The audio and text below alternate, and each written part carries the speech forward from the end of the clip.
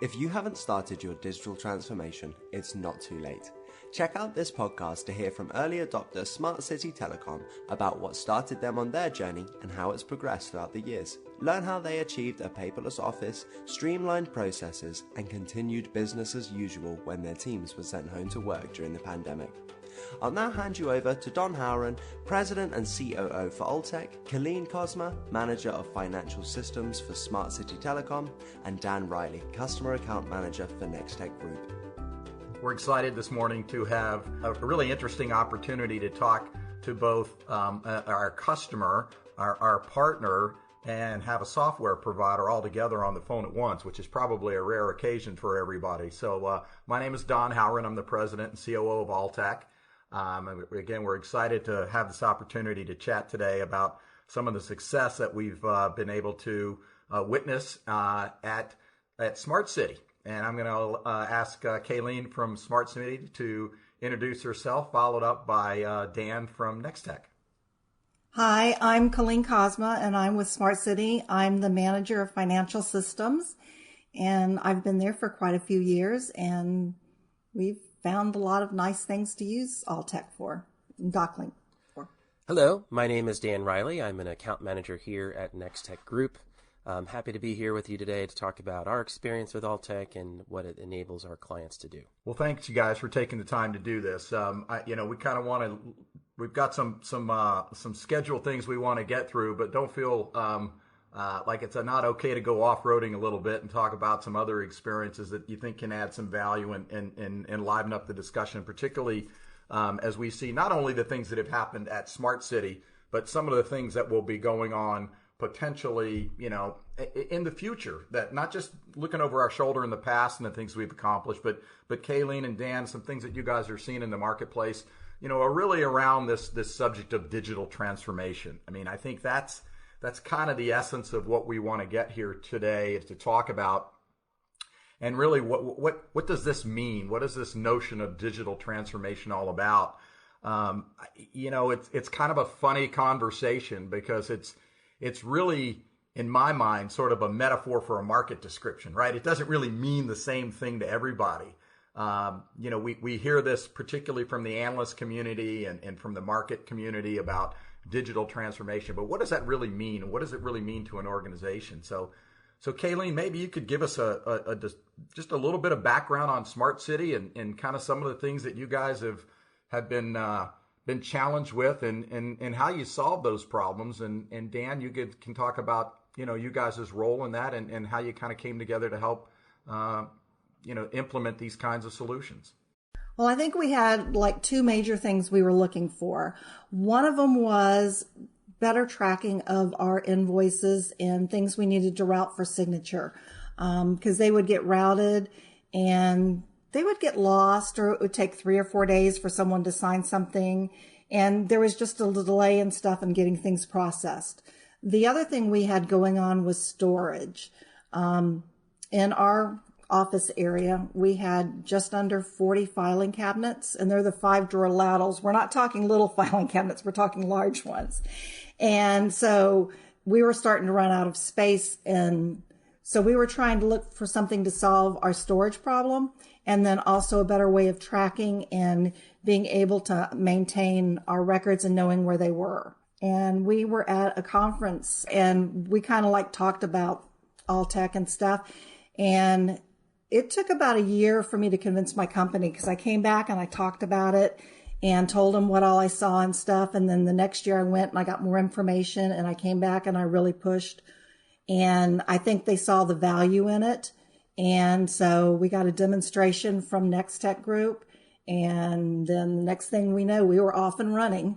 Yeah, I think, Dan, you probably, in your experiences in the marketplace, and when you think about the things that Kayleen was talking about there, you probably, when you go into other of your customers or other opportunities, whenever you see those stacks of filing cabinets, you kind of go, we might have a problem here, right?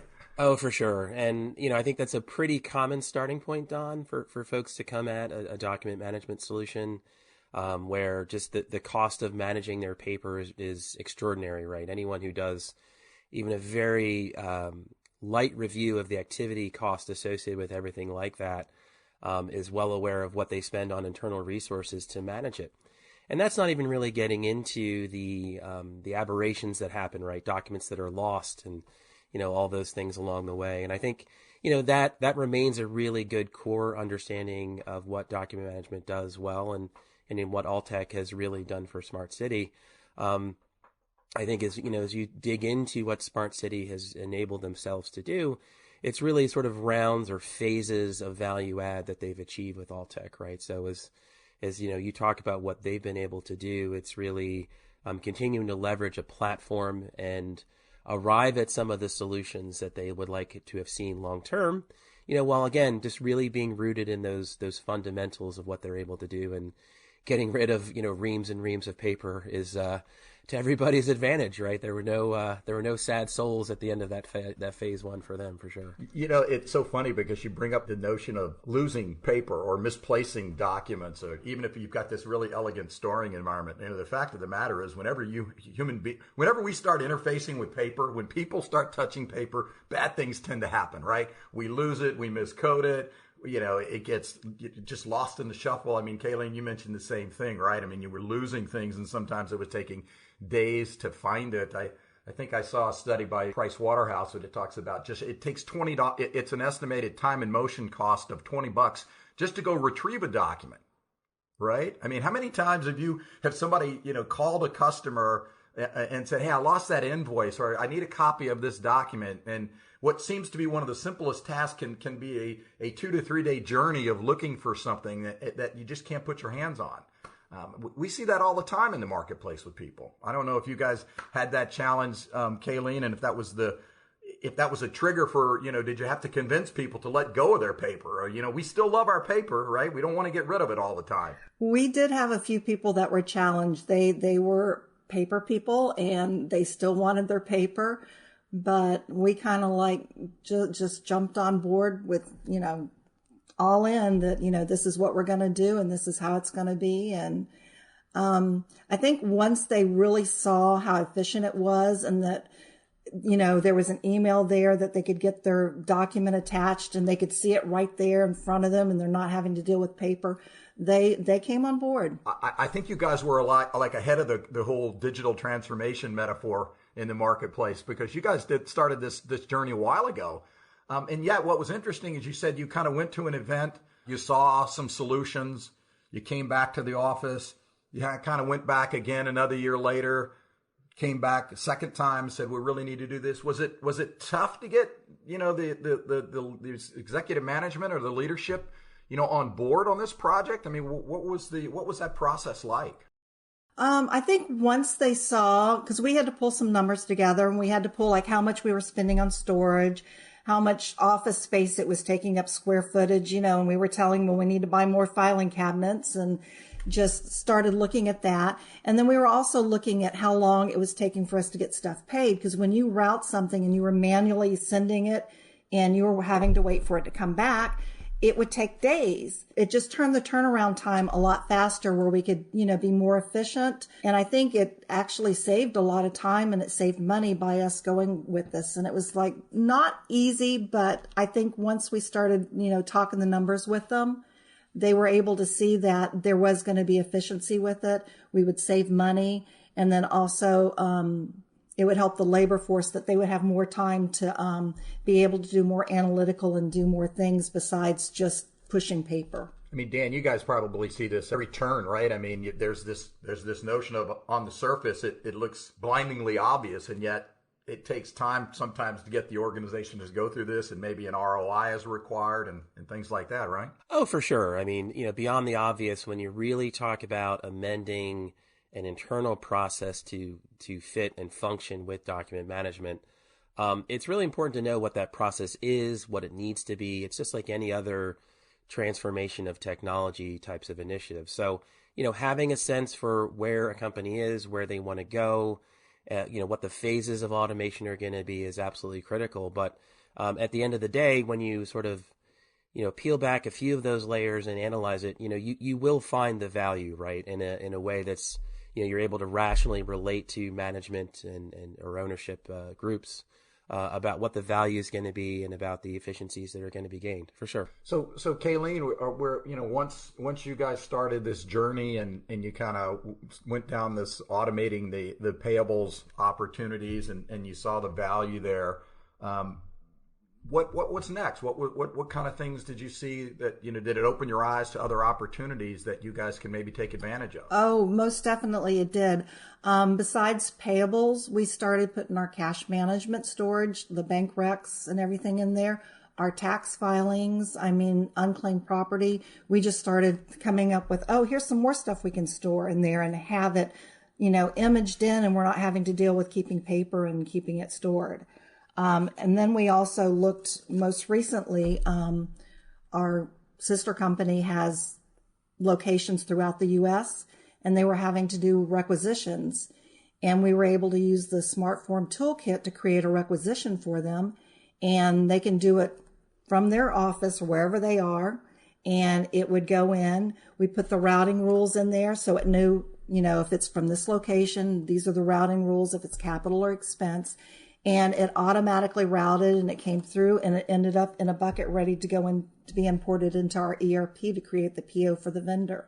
So that saved a lot there also. So we've been slowly trying to think of other ways to use it. In the past, how would that have been accomplished? Would it literally have been like sending documents back and forth to each other, or snail mail, or how did that work? They had something like, it was a homegrown system, but it was not interfaced with our ERP.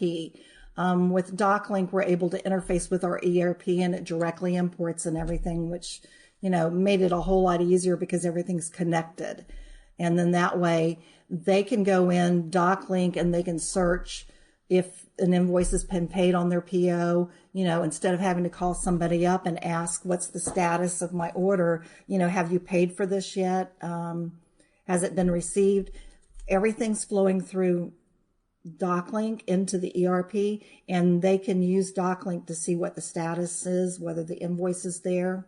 It just makes it more efficient for them. They're not having to call people to ask questions. Yeah, I think that's probably one of the things that, companies, and Dan, again, you probably, when you walk into an opportunity to try to help an organization become more efficient and streamline processes, you see probably a lot of bespoke systems or a lot of individual standalone applications. And that integration is really important and one of the value propositions for customers, isn't it? It really is, especially, Don, if you talk about, as a company that's ERP focused in general, right? You're talking to companies that might be, they've been on an ERP maybe for 20 or 30 years. And, if you look at what the capabilities were sort of coming up into our current decade here, perhaps they had built secondary silos of information, right? Or they had, paper-laden processes that went into some other secondary database is a different way to put it. So certainly, finding what that key is to sort of drive the value is palpable.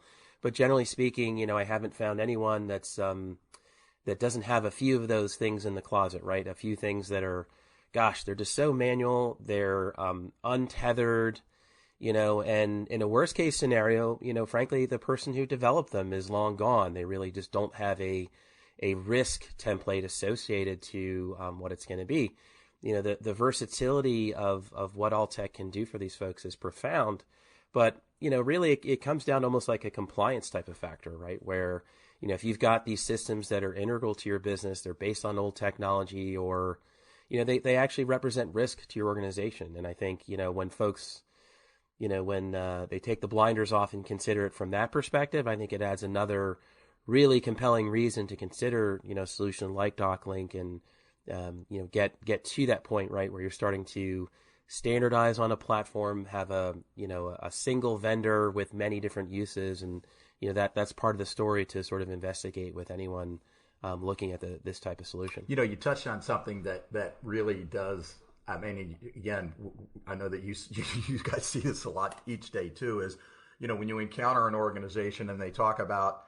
You look at their current environment and their current IT infrastructure and the applications they use, and let's face it, we're all creatures of habit, right? I mean, we get stuff working a certain way, and we don't really like the color outside the lines very much because we know to do what we need to do. and yet you guys engage an organization. They talk about wanting to change, and we're looking to do something new. And yet, how do they, getting them to break those old habits and try to do things differently is really difficult, isn't it? It really is. And that's probably another podcast on its own, Don, to talk about change management and how to motivate people to do all those things. Ultimately with anything that goes on, hopefully you have an organization that has really good change agents within it, a commitment from management to drive change, from a top down or perhaps bottom up type of perspective. And then you have obviously some good citizens, right? Folks who understand that they can do it better. Even all those things in place, it still remains a challenge, right?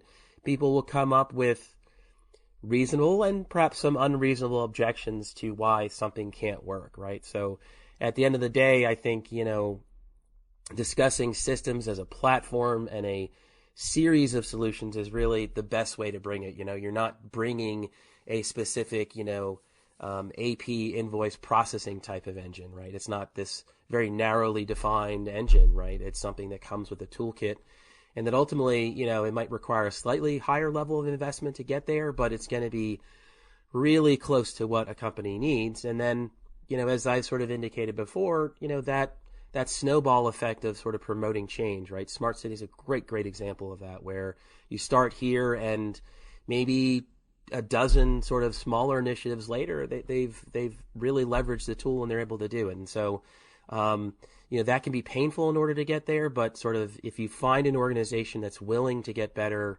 has some of those prerequisites in place, there's a place for companies like ours to come in and deliver that value and, find what that next level of solution is going to be. Absolutely. I've been in this business for a few years, and one of the things that, is really important for an organization is that you're really helping them bring tools and technology and know-how as a way to change their business for the better. But they got to take ownership of this thing, right? This is the thing that sometimes drives me crazy, is that it's not Altec's or Nextech's responsibility to, own that for that organization. Like you said, they need to have the conviction at the management level. They have to have an open mind at the team level. And an ownership to say, we're going to take this thing and it's going to be different, right? It's going to take some change and learning. And how many times do we see situations where, you can go in and take sort of similar companies, right? Like companies, industry size, capabilities, and one organization takes it and runs with it. And it's a beautiful, implementation and great value is achieved. And another organization, it kind of flatlines. It's clunky. It never works, but it's the same software. It's generally the same processes. And yet one works and one doesn't. It's really about people taking ownership of this. And what they did at Smart City was take ownership of it. And I think that's a fundamental thing that, it's not some blinding glimpse of the obvious, right? Everybody understands that, but doing it is a different story, right? It is. It's like anything we do in this marketplace, right? The people and the process are equally as important to the technology itself, right? Maybe even more than 2/3 of that value is going to come from those legs of the stool, to use that expression, right? And when folks don't have a handle on that, if they have perhaps too many veterans sort of holding on to sort of the conventional wisdom of why they can't do things, if they have folks who are too new, right? And then getting to that concept of leadership is super important, right? The folks who can understand, I've seen this done before, I understand in reference why this is going to be useful for our organization. They're all the people and all the things that are required to drive forward, without a doubt, Don. And look at what Kayleen and the team did there, right? They took ownership of one bit of it, deployed it, had great experience, and says, hey, wait a second, let's start thinking a little bit differently. Let's apply this in other areas. Once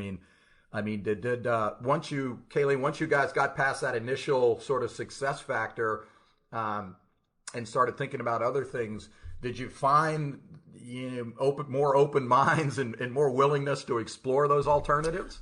Yes, and we even had people who were like, "Can I join and can I do this? Can I put this in?" Because when we first started, the cash management people were like, "Wow, we could put the bank recs and stuff," and they're like, "Can we do this? Can we?" Because they were seeing what we were doing with AP and other stuff, and once they saw it, then it was just what else can we use it for? So other people were like very willing and wanting to do stuff with it. So you mentioned, in another conversation, because you and I have had a couple of these over the years and seen each other at these events, that there was sort of when you guys brought up some ways to think differently inside the organization, you guys had an internal slogan or battle cry that for change, and you kept responding back to people in a certain way. Do you recall that slogan? Yeah. Anytime we talk about anything, you were never allowed to say this is the way we've always done it. That was like a no.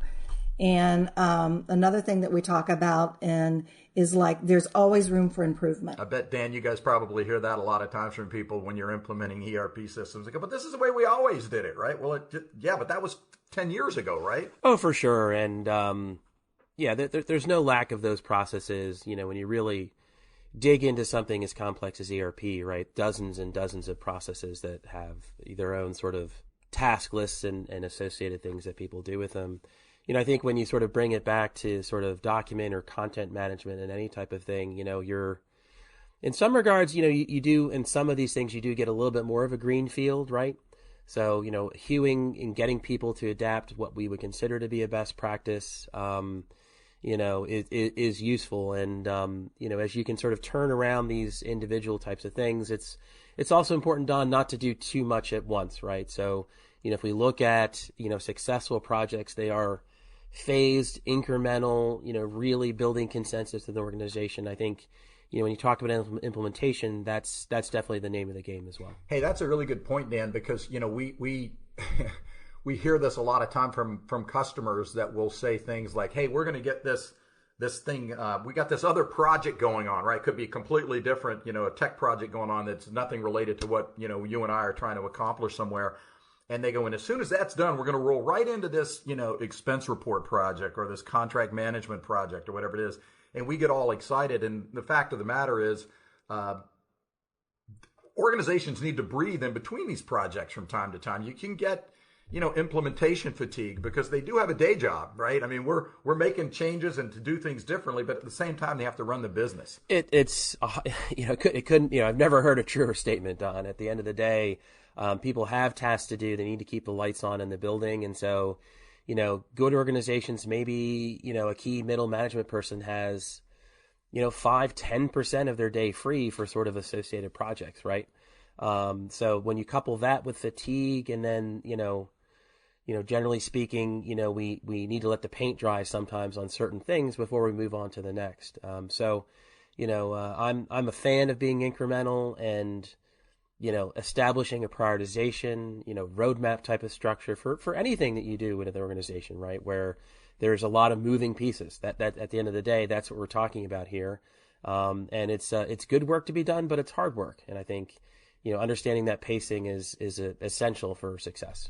Well, Kaylee, give us a sense for, and I think the people listening will get an appreciation of this. I mean, you guys started out thinking about this AP problem and the invoices and the storage and all that kind of stuff, but you've canvassed this thing over a bunch of parts of the organization. You talked about the requisitions, you talked about the bank recs, but there's other things, right? There's the expense reports, there's some of the audit prep work, there's credit cards. I mean, all of these projects that you guys have done, they didn't get crammed into an 18-month cycle, right? No, I think every year we've tried to add something new.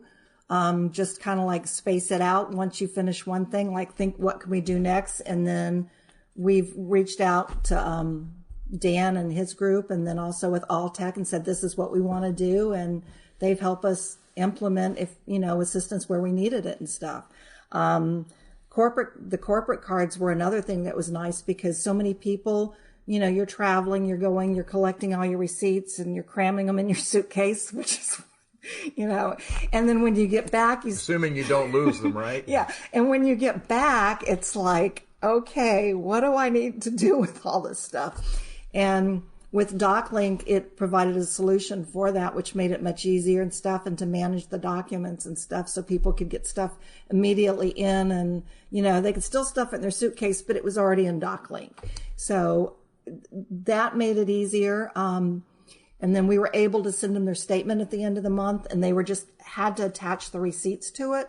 They didn't have to come back with the receipts and start typing in, the different charges and what they were for. It kind of did a lot of that for them. So it saved them a lot of time, and they would miss stuff. And if you get a statement, it's got everything on it, you know what you need to supply, and it just made it a whole lot easier. So yes, that was easy with the corporate cards and stuff. Whether it's, the credit card statements or even managing the expense report. I mean, you think about the expense reports inside of an org, managing that process is basically paying your employees the same way you manage a process to pay your vendors. It's one's internal, one's sort of external, right?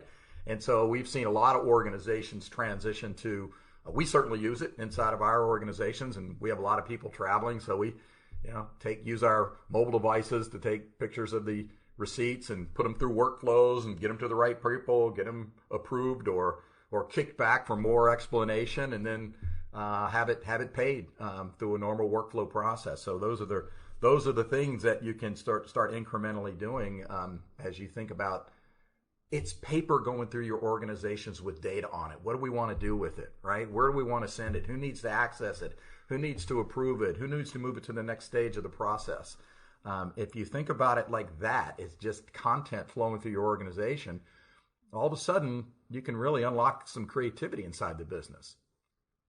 What's been the one, if you had to pick one thing that's maybe, I don't want to say surprised you, but maybe, kind of like, wow, the impact to the business was maybe even greater than we had thought across any of those things. I mean, in terms of, some of the measurement criteria, save this much money or cut down the process like that, or any of those kinds of things. Well, the payables, I think, surprised us just right off the bat, because we were surprised by the promptness of people responding and approving their invoices.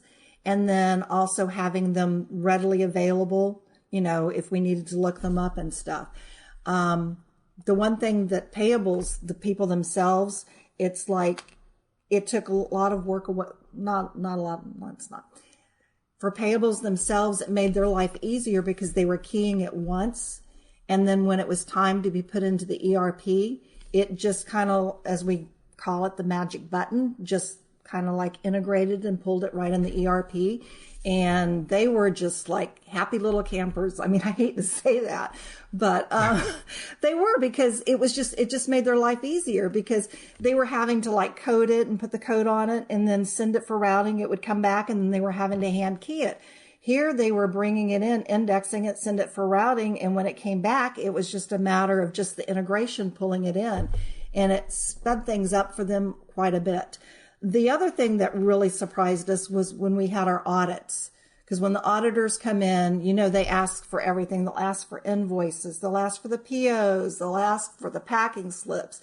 They'll ask for your bank rec. They'll ask for a zillion different things.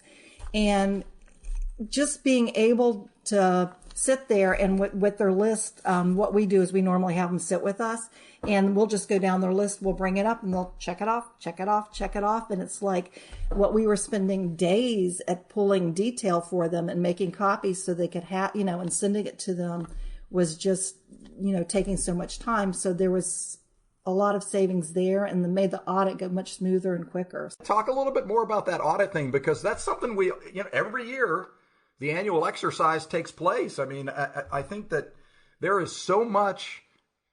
And for people who have maybe never been in a finance organization or an accounting organization internally, they can't appreciate the overhead that brings to, you're running your day-to-day job and you're doing an audit at the same time. So feel free to talk a little bit more about that. Yeah. I mean, with audits, we've probably had a few more than normal. Well, because we're a regulated telephone company. So we also get audited by the FCC and USAC and a few other people.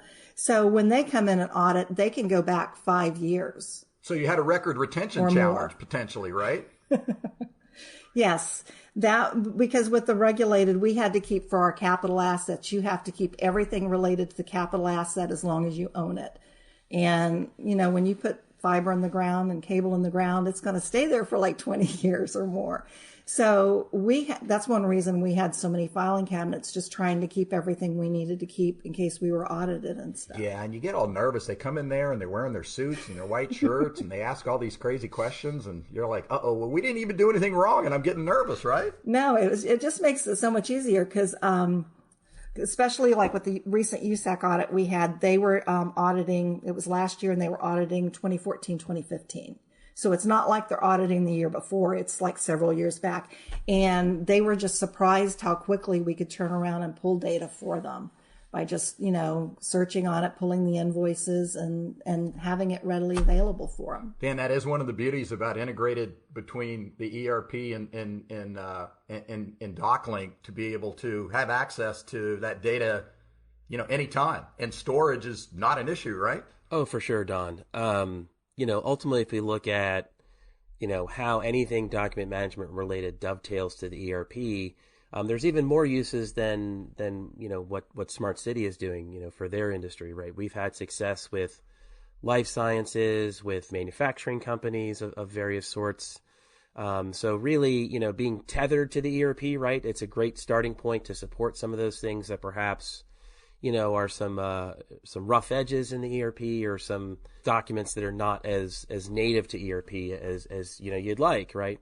But at the same token, sort of some of these things that are not tethered to ERP, right, where that don't have good records, it's capable. So it's it's really the best of both worlds from that perspective, right, in terms of being anchored to the system of record versus off in free space doing things and creating those solutions, right? I think we're capable of doing both, and any organization who goes down this road will get there in time. I think it's sort of natural as they go forward. Yeah. Well, you touched on, you traverse industries like that, Dan. You make a good point, right? I mean, Kayleen and their, they had some compliance requirements that, given the nature of their business, that needed to be audited, over a period of time, and that record retention challenge for some organizations can be difficult, particularly if they're, if it is paper intensive and they're pushing this stuff out to try to, store it in different places. You've got it all in one place you can get it.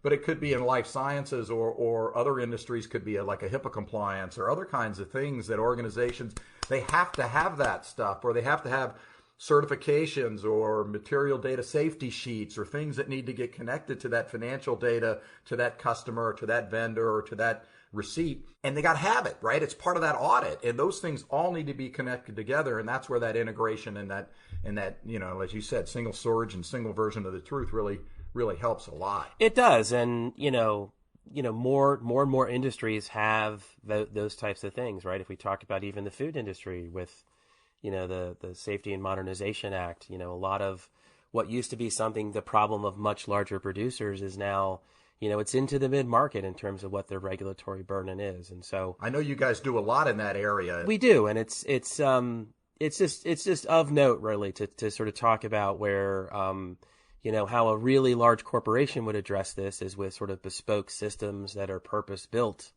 But, in my mind, a much more effective use of capital is to get into a solution like DocLink and talk about, what it can do.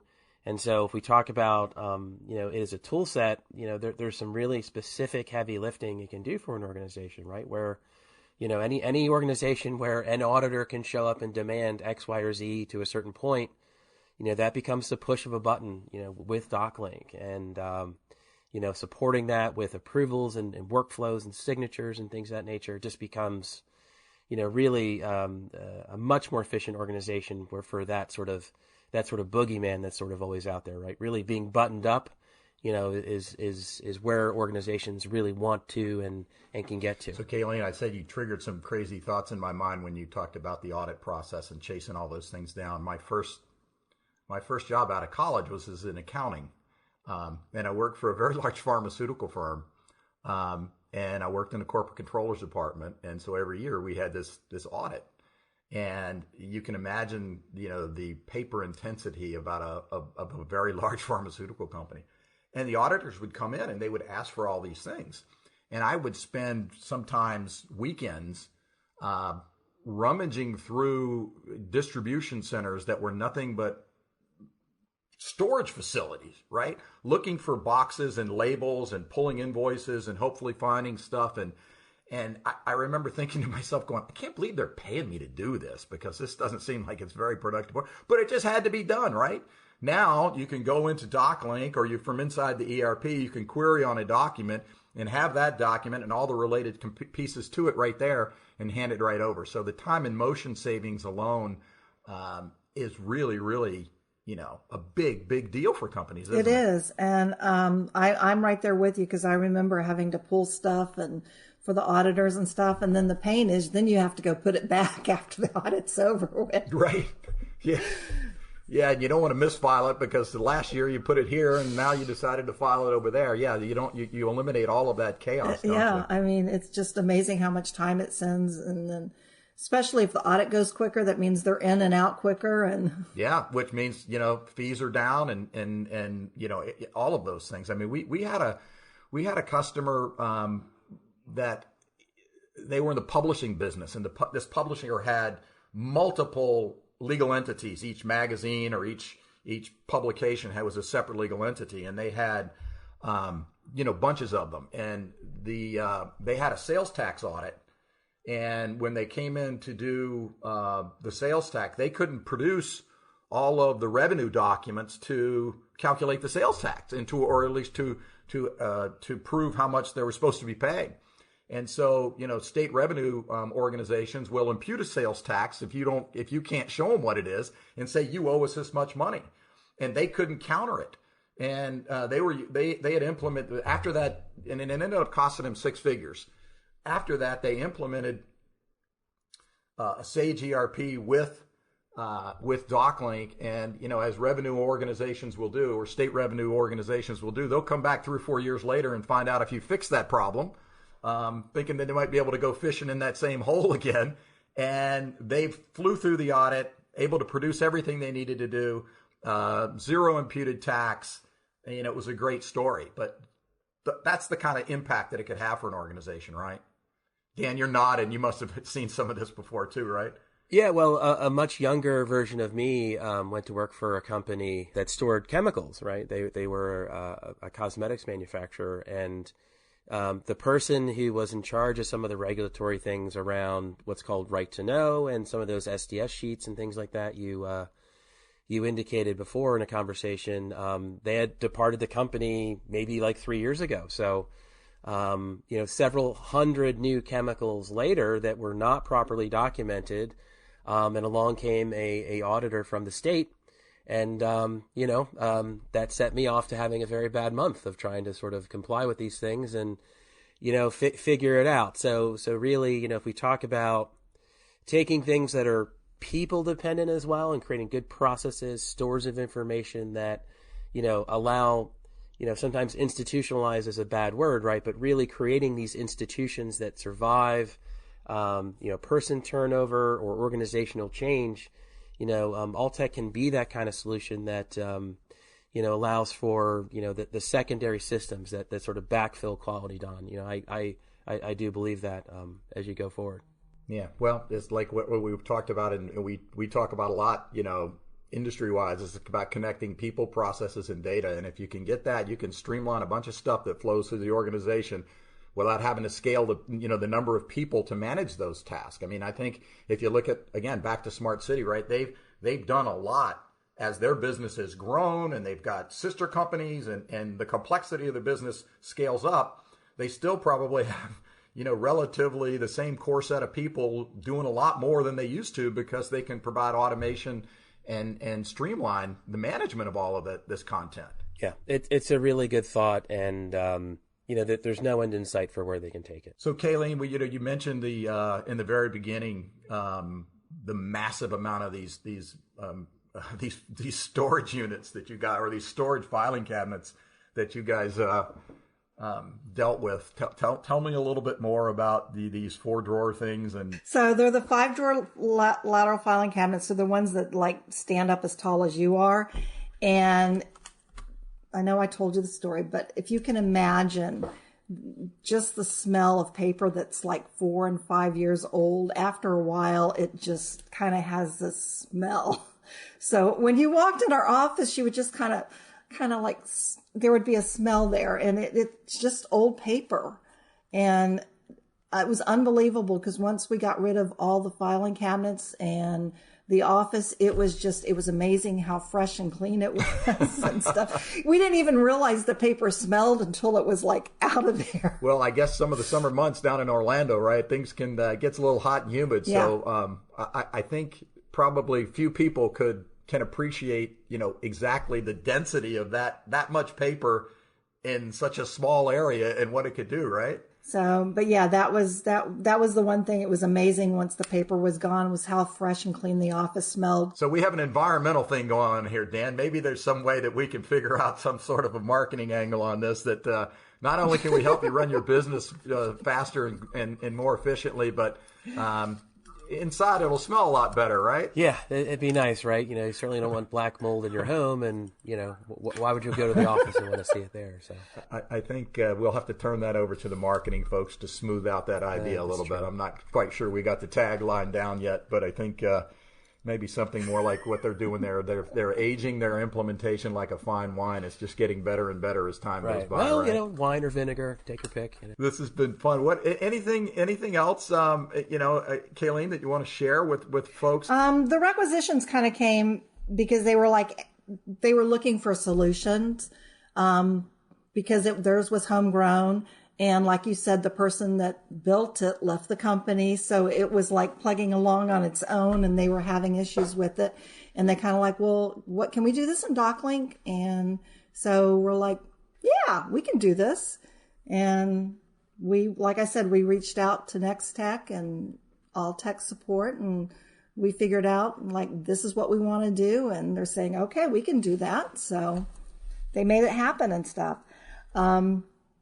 But there's a lot, and then talking with you, I'm like, I'm sitting here and I'm thinking of some new things that we could, new project that's on my list for this year. Because currently, like for the auditors, one thing they wanted verification for journal entries that they've been signed and approved by upper management. And currently and this is going to be a to come. We currently print everything to a PDF and we email it to a mailbox that's called JE approval, and then it's approved, and then we get an email back saying we can post it. But I'm thinking I can do that in DocLink, create it where people submit it through DocLink and it auto routes, gets the signature, and then they get the email back when it's been approved instead of, so. And then the journals are already imaged in DocLink when the auditors come, and it's all there. So who would have thought in a conversation like this you would have come up with maybe a way to do something better? That's awesome. Well, you were talking about auditors, and I'm thinking, well, that's about the only thing we don't, and we're like manually sending them to an email address for someone to approve. So I'm kind of thinking, well, you know what? That's on my to-do list now. Hey, I guess before we close this, it would be remiss of us not to talk about how maybe, the last 18 months or so with the pandemic and the things that we've all had to go through as in our organizations that, for Dan and I and software companies, we're sort of used to being, on the go and on the road and, firing up our laptops from a hotel or at a convention and things of that nature. So working outside the office is, somewhat secondary for a lot of us in our business, but in a lot of other organizations, the push to work from home, and now maybe back to a hybrid workforce can put a lot of stress on people and their systems. And, how did you guys manage, did DocLink assist in the way that you guys run the business in the pandemic? I don't think we skipped a beat because we had already implemented with all our vendors and stuff that they would email us the invoices. So they automatically go into DocLink when we get the email. And so when we were told, basically they came in one day and told us, you're working from home, grab your laptop, your monitors, whatever you need, grab it, take it home and go. And we're still working from home, but the AP people didn't skip a beat because the invoices are coming in.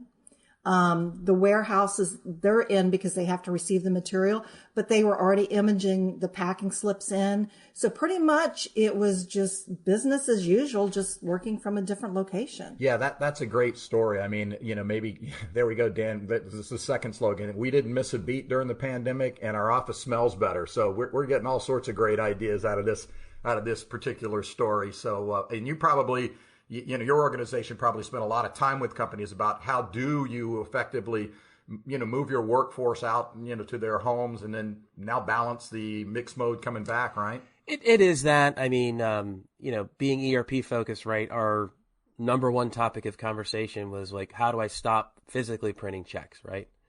So something that's very tied to an ERP, but that almost becomes the momentum to start to think about these things, Don, right? In terms of how do you manage paper-free, person-to-person contact types of processes, right? Where you're talking about delivery verification or any of the rest of these things, right? Where I can't have people sort of trading paper around the organization. And then even if they are sort of, physically paper free, right? If we're just working in files in Microsoft Office, a lot of those things, right? The concept of workflow is really pertinent to sort of smoothing out some of those rough edges. So, even for folks that had a little bit, even perhaps more low hanging fruit than getting document management, I see the sort of the thought process evolving, right? Everybody's talking about these things and going to, not just Alltech, but other platforms of automation. But, from our perspective, I think, Alltech's a great investment, and it drives a lot more than just, like, as I said, a very specific function to solve a particular pain point, right? People can build and grow and leverage it in the future. And I think, the outcome of the pandemic is going to, accelerate that, if anything. Yeah, we could probably have a completely different podcast on that whole, how do you react to that work? Remote workforce and bringing people back and balancing workloads and all of that kind of stuff. But that we maybe have to save that for another day. I in conclusion here, I know that we're probably bumping up against our time, and I just want to, thank you guys for taking the time to have this conversation. It's really, for me, it's just a great opportunity to have, partners and customers and the software provider, all on the same, we're inextricably linked to success. And I appreciate, Dan, your team's support and your ongoing support, and Kayleen, the things you guys had done with our application, really make us smile, because you're doing the things that we kind of draw up on the whiteboard and hope people have that same vision match. So we appreciate all your support over the years, and thank you guys for taking the time to do this. And I look forward to seeing you very soon, hopefully, at an in-person event, should they manifest themselves. Here's hoping. Thanks, Don.